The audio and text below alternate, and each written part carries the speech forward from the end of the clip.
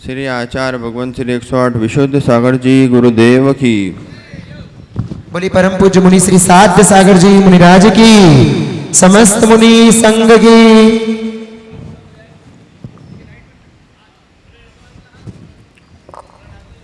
भव्य बंधुओं, अंतिम तीर्थंकर भगवान वर्धमान स्वामी के शासन काल में विराजमान होकर सिद्ध चक्र महामंडल विधान की यहाँ आराधना हम सब कर रहे हैं और सिद्धों ने तप से सिद्ध होकर मंत्र को सिद्ध किया है और उनके नाम को सिद्ध करने के लिए हमने भावों को सकारात्मक बनाया है। जब भी कोई सिद्धि करते हो, चाहे कार्य की सिद्धि हो, चाहे मंत्र की सिद्धि हो, चाहे अनुष्ठान की सिद्धि हो, उसके लिए सकारात्मक सोच का होना अति आवश्यक है। सकारात्मक सोच नहीं है तो आप किसी भी कार्य की सिद्धि नहीं कर सकते। सोच विचार पॉजिटिव होना चाहिए। व्यापार में बैठे हो, सकारात्मक होना चाहिए। आज तो मैं व्यापार में बैठा हूँ, आज मेरा व्यापार बहुत चलेगा। कल नहीं चला था तो उसको देखकर तुम मत रो कि कल नहीं चला था। जिस कार्य की सिद्धि के लिए तुम लगे हो, ये भी बहुत बड़ी सिद्धि है। ये सिद्धि कैसी है? 8 दिनों में सिद्ध होती है तो सिद्ध चक्र बन जाती है। ये 8 दिनों की सिद्धि है। इस 8 दिनों की सिद्धि में अभी सिद्धि नहीं होगी, लेकिन जब भी सिद्धि होगी तो सिद्ध परमेष्टि बनाएगी। अभी फल नहीं मिलेगा। भगवान में आपका अभिषेक करता हूं, भगवान में आपको अर्घ चढ़ाता हूं। मैं वांछा नहीं करता हूं कि मुझे अभी अभिषेक का फल मिले। मैं वांछा नहीं करता मुझे शांति धारा का आज के हाल फल मिले। और वांछा करना भी मत कि आज के आज फल मिले। बस निर्वांछित होकर सिद्धों की आराधना करना। एक दिन सिद्ध चक्र के साथ बैठकर तुम सिद्धों के साथ बैठोगे। ओम नमः सिद्धेभ्यः कहते हुए ही अंतर में भाव आ जाना चाहिए कि मैं अनंत सिद्धों को नमस्कार कर रहा हूं। सकारात्मक सोच का ही फर्क पड़ता है। नकारात्मक सोच वाला व्यक्ति कभी आगे नहीं बढ़ पाता। विधान करूंगा, इससे मुझे वांछित फल की प्राप्ति होगी, नहीं होगी। वांछित फल की प्राप्ति हो गई तो उसका फल तो अभी भोग के तुम भगवान को भूल जाओगे, इसलिए अभी नहीं होगी। राजेश भैया, अभी प्राप्ति नहीं होगी आपको। जब भी प्राप्ति होगी तो आपका महापुण्य का योग आएगा तो वस्तु की प्राप्ति नियम से होगी। अभी हो गए हाथों हाथ तो पंकज भगवान को जरूर भूल जाओगे। जिन गुरु ने तुमको आशीर्वाद दिया उनको भी भूल जाओगे। और मैं कहता हूं, उपकारी के उपकार को कभी मत भूलना। उपकारी के उपकार को कभी नहीं भूलना चाहिए। आचार्य भगवान का विशेष उपकार है, जिन्होंने हमें दीक्षा शिक्षा दी। तो पैर के साथ जूते की भी पूजा हो रही है। अपनी क्या वैल्यू है, गुरु के सामने अपनी क्या औकात है।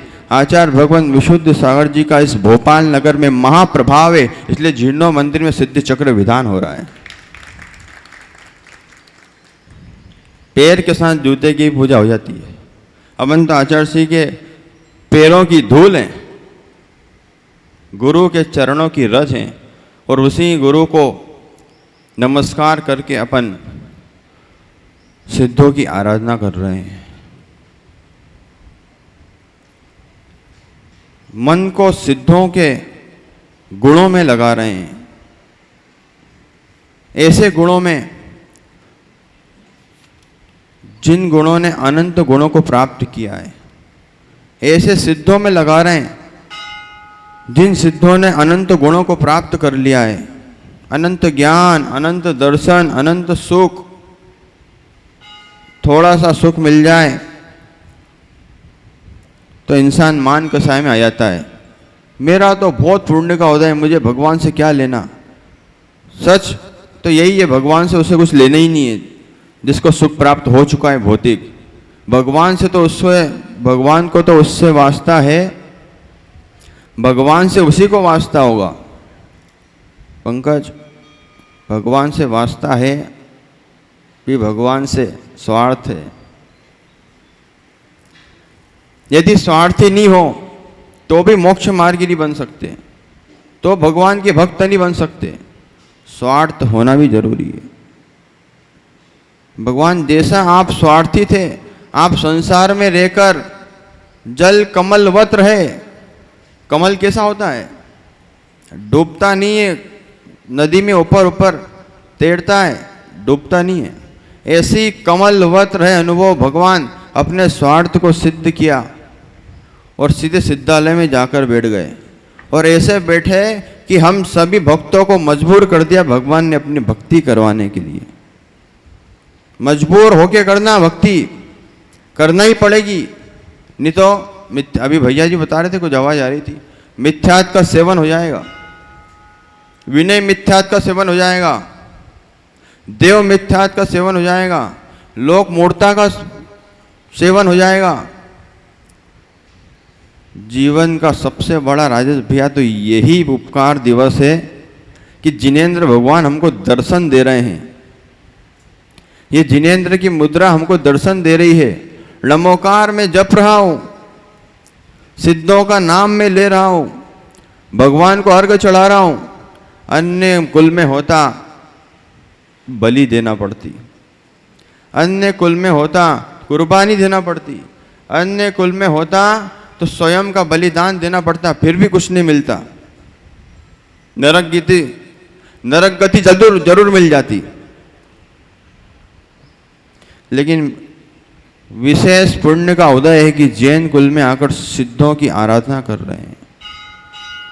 ऐसी सिद्धों की आराधना करते रहने का, विशेष अर्घ चढ़ाने का, और भगवान के सामने अर्घ चढ़ाकर भावना भाव, हे प्रभु सुखी रहे सब जीव जगत के, कोई कभी ना घबरावे, बेर मान अभिमान छोड़कर जगत नित्य नए मंगल गाए। जितने लोग कषाय कुटिल परिणामों से जी रहे हैं, सबके भाव मंद हो, सबकी कषाय मंद हो। जितने जीव मारे जा रहे हैं, एक रसना इंद्रिय के चक्कर में अनंत जीवों का घात हो जाता है। और ये तो भोपाल है, यहाँ सुबह चौराहे से निकलकर भेद विज्ञान हो जाता है, निकल जाओ तो। ये भोपाल है। भोपाल में भोगी भी रहते हैं, भोपाल में योगी भी रहते हैं। अंतर देखो। इसी भोपाल में आप भी योगी बनकर बैठे हो, भगवान महायोगी, महाभोगी, अनंत भोगी सिद्धों की आराधना कर रहे हो। भले भगवान को भोगी कैसे बोल दिया? राजेश भैया प्रश्न खड़ा कर सकते हैं, भगवान भोगी कैसे हैं? भगवान सबसे बड़े भोगी हैं। काय में आया है? विधान में 1008 में भी आया है, महायोगाय, महाभोगाय, महातृप्ताय, महाशिवाय, सदा शिवाय और महादेवाय। तुम कौन से देवों की आराधना करोगे? लेकिन इसीलिए मजबूर होकर करना, बिना भाव से करना, लेकिन करना सिद्धों की आराधना, किसी देव की आराधना मत करना। प्रवचन सार में सिद्धों को भी देव कहा है। आचार्य कुंदकुंद स्वामी महाराज ने प्रवचन सार ग्रंथ में सिद्धों को भी देव कहा है। सूर्य सबसे पहली बार दर्शन किए तो बोलता, महाराज जी मेरा कुल देवता कौन है? मैं क्या, एक तो तेरे पापा कुल देवता, मम्मी कुल देवी, इन दोनों का आशीर्वाद लेकर तो भगवान का अभिषेक करना, जीवन में भगवान बनेगा। तात्पर्य समझो। बहुत सारे लोग मिथ्यात्व में भटक जाते, कौन से कुल देवता, कौन सी कुल देवी, विकल्प तो आएगा। जहां अच्छा व्यापार चल रहा हो, व्यापार चलते चलते रुक जाए, बोले महाराज जी कोई कुल देवता नाराज है। मैंने कहा जरूर नाराज है, आजा लाइन में लग जा, आजा लाइन में लग, बताते कौन से कुल देवता है। महाराज जी कुल देवी रुष्ट हो गई लगता है। पहले तो बहुत पूछते थे, हमारे पितृ लोग पूछते थे, हम तो नहीं पूछ पाते। हमने तो आचार्य से मुख से सुना था कि कोई भी देवी देवता को नहीं मानना चाहिए। मैंने क्या बात कर रहा, देवी देवता को नहीं मानता तू, मिथ्या दृष्टि है तू, देवी देवता को जो नहीं माने मिथ्या दृष्टि। और देवी देवता को ही मानता रहे वो कैसा समय दृष्टि। अब सुन लो तुम्हारे कुल देवता कौन है। जितना भारतवर्ष का जैन समाज है सबको कान खोल के सुन लेना चाहिए राजेश भैया। मेरे कुल देवता 3 लोक के नाथ जिनेंद्र भगवान हैं। मेरी कुल देवी कभी नाराज होती नहीं है, वो हमेशा महाराज के पास रहती है। जो महाराज होते हैं वो नाराज नहीं होते, और जिनके पास कला होती है जिनवाणी की, वो जिनवाणी मेरी कुल देवी है। वो कुल देवी की आराधना करो, कोई देवी की आराधना करने की जरूरत नहीं। एक वाक सिद्धि सिद्ध हो जाए ना, जिसको जो बोलोगे सतीश भाई वो होके रहेगा। लेकिन सोच का फर्क है, अनुभव। सोच को, विचारों को नकारात्मक हटाना पड़ेगा, विचारों को सकारात्मक बनाना पड़ेगा। मैं मंदिर जा रहा हूं, कोई विघ्न ना आ जाए। मैं अच्छा कार्य करने जा रहा हूं, विघ्न ना आ जाए। ये तुम्हारी नकारात्मकता है। तुम्हारा कॉम्पिटेंस कम है, तुम्हारी इच्छा शक्ति कम है। ओहो, यहां भगवान की आराधक बहुत सारी शक्तियां हैं राजेश भैया।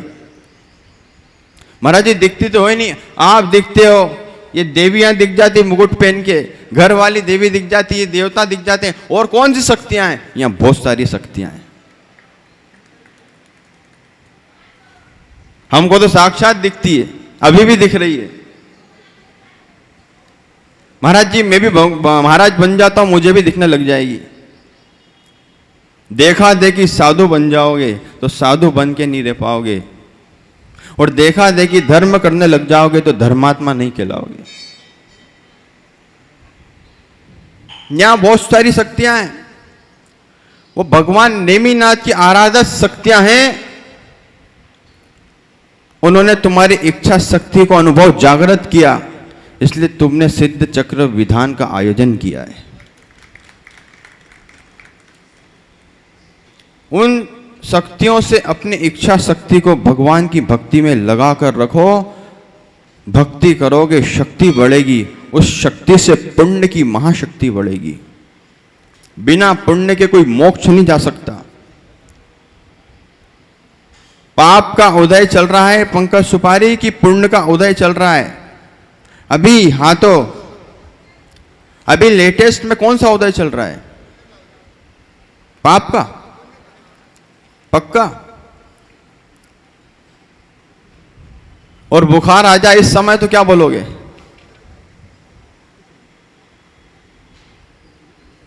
और जाने लग जाओ उस समय तो क्या बोलोगे?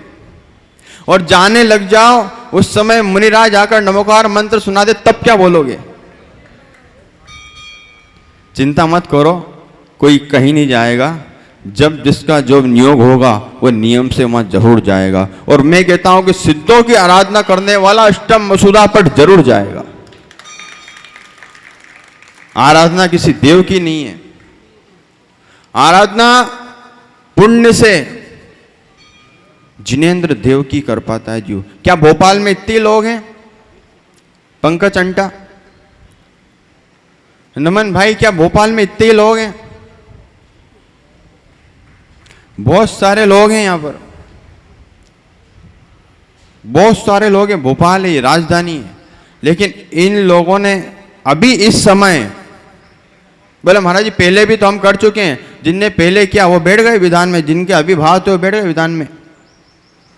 इनमें भी बहुत सारे लोग बैठ जाते हैं, लेकिन उनका पुण्य इतना तेज नहीं था, उनका प्रचंड पुण्य नहीं था। ये आपको कौन सा पुण्य फलित हुआ है जानते हो? वकील साहब, ये आपको पुण्य फलित हुआ है 2014 में आचार्य श्री के चातुर्मास का।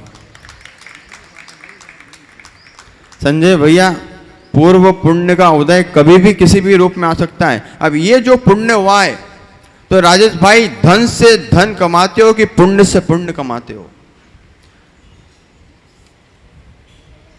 ये जो पुण्य प्राप्त हुआ है, इसी पुण्य से भविष्य में धन कमाने की कला प्राप्त होगी।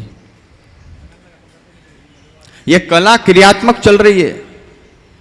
जरूरी नहीं कि इस पुण्य का फल तुमको स्वास्थ्य की रक्षा हो, आत्मा की रक्षा हो सकता है इससे वैभव की वृद्धि हो, समृद्धि हो, परिवार की सुरक्षा हो, और होगी। एक कवच लिख लो, पूरे परिवार के साथ प्रति रविवार को नेमिनाथ जिनालय पे नेमिनाथ भगवान की पूजा करने आओ, पूरा परिवार सुरक्षात्मक रहेगा। पूरे परिवार का कवच है, पूरा परिवार कवच में हो जाएगा। नहीं तो ऐसे ऐसे हादसे होते हैं। अभी बाला बच्चन आए थे एक दिन दर्शन करने, उनका कुछ दिनों पहले एक हादसा हुआ था। बोले मना भी किया था बेटे ने कि मत जाओ। जब कोई विघ्न होने वाला होता है तो कहीं न कहीं से संकेत मिल जाते हैं। उस विघ्न के संकेत को समझ जाओ तो समझ आ जाती है, दुर्घटना से बच जाते हो, घटना से बच जाते हो। बहुत बड़ा कवच है। प्रति रविवार को कोई भी तीर्थ क्षेत्र, सिद्ध क्षेत्र, अतिशय क्षेत्र पे दर्शन करने जाओ, कोई भी गुरु महाराज का संग विराजमान हो, सब परिवार उनको एक श्रीफल भेंट करने जाओ। बोले महाराज जी 10 श्रीफल कहाँ से लाएंगे? अरे 10 महाराज 10 पे एक एक बार घुमा दो, कहीं भी मिल जाए कोई महाराज, संग तो एक ही है, चढ़ा दो, पूरे परिवार का कवच बन जाता है। जितने प्रतिमा भगवान की विराजमान है, सबके सामने पूरा परिवार 9 बार नमोकार मंत्र बोलो, प्रति मूर्ति के सामने। आचार्य महावीर कीर्ति जी, दादा गुरु महावीर कीर्ति, प्रत्येक प्रतिमा का प्रत्येक कायसर करते थे और प्रत्येक वेदी पर ढोक तो देते थे। 3 परिक्रमा, प्रत्येक जहाँ जहाँ मूर्तियाँ वेदियाँ मिलती थी उन प्रतिष्ठित वेदियों की परिक्रमा किया करते थे। हम क्या करते हैं? फटाफट दर्शन किया, मार्जिन भी नहीं करते और निकल जाते हैं। लेकिन जितने मन वचन काय को विनम्र करके भगवान का दर्शन करोगे, उतना पुण्य और जागृत होगा। इसलिए पुण्य को जागृत करने के लिए भगवान को मन वचन काय से नमस्कार करो। सिर्फ काय से मत करो, सिर्फ वचन से मत करो, मन वचन काय। अब चौके में तो मायाचार्य कर ही लेते, अपन क्या करो? छुआ के आ गए, मुख झूठा है, फिर भी बोल दिया मन वचन काय शुद्ध है। काया की शुद्धि और काय की शुद्धि, सीताराम। इसलिए मन और वचन काय को एक करके योग पूर्वक भगवान का दर्शन करो, इन्हीं मंगल भावनाओं के साथ कि सबका कल्याण हो, सबका मंगल हो। जाप कर रहे कि नहीं? कौन सी जाप? ओम नमः शिवाय, ओम ह्रीम अनंतानंद सिद्ध परमेष्टिभ्यो नमः। पक्का? एक बार बोल के बताओ जोर से।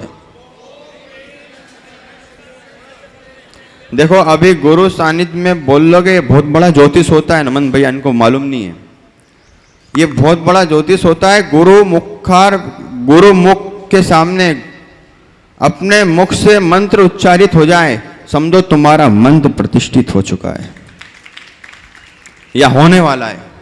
3 दिन और बचे ना अभी, तो प्रतिष्ठित सिद्ध चक्र विधान है, हर कार्य की सिद्धि होती है। ये मत समझना अभी सिद्ध बन जाएंगे, और अभी तो इच्छा ही नहीं आपकी सिद्ध बनने की। टंकी का नंबर लगा हुआ है, गैस नहीं आ रही, शादी में जाना है, कार्ड बांटना है, दुकान खोलना है, वाटर प्लांट खोलना है, मयंक बहुत सारे कार्य है। इसलिए सिद्ध नहीं बनोगे। सिद्ध बन, अभी तो मुनिराज के भाव नहीं होते कितने जल्दी सिद्ध बन जाए। अभी तो माइक नहीं छूट रहा मेरे से, देखो बोलते बोलते रह गया ना मैं। मुनिराज बनना पड़ेगा तब सिद्ध बनोगे। इसलिए अभी मुनिराज नहीं बन रहे हो। जब तक मुनिराज नहीं बन रहे हो जब तक हर कार्य की सिद्धि के लिए सिद्धों का ये मंत्र विशेष तौर से पढ़ना। कौन सा? एक बार जोर से बोलो।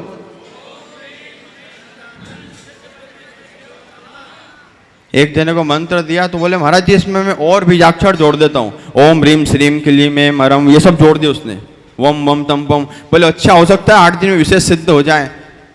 वो सिद्ध भी नहीं हुआ, बीमार पड़ गया वो। उसका उतारा सुतारा किया, झाड़ फूक करके ठीक किया उसको। फिर उससे वापस 8 दिन की आराधना करी, फिर उसको वो मंत्र सिद्ध हुआ और उसको इतना फलित हुआ। यही वाला मंत्र कि उसके कोई भी कार्य में कोई विघ्न नहीं आता है, उसका हर कार्य सिद्ध होता है। इसलिए तुम्हारा भी हर कार्य सिद्ध हो, इसलिए सिद्धों का यही वाला मंत्र जो शुरू में बताया था। नहीं तो कई लोग बीच में दूसरा मंत्र बैठ जाते हैं, नमो सिद्धाणम। नहीं, जो गुरु के मुख से आया है मंत्र वही होना चाहिए। गुरु मुखारबिंद से दिया गया मंत्र हर कार्य सिद्ध करता है और सिद्धों से मिलन करवाता है। इन्हीं मंगल भावनाओं के साथ बोलिए सिद्ध परमेष्टि भगवान की जय हो। जय बोलेगा परम पूज्य मुनि श्री साध्य सागर जी मुनिराज की।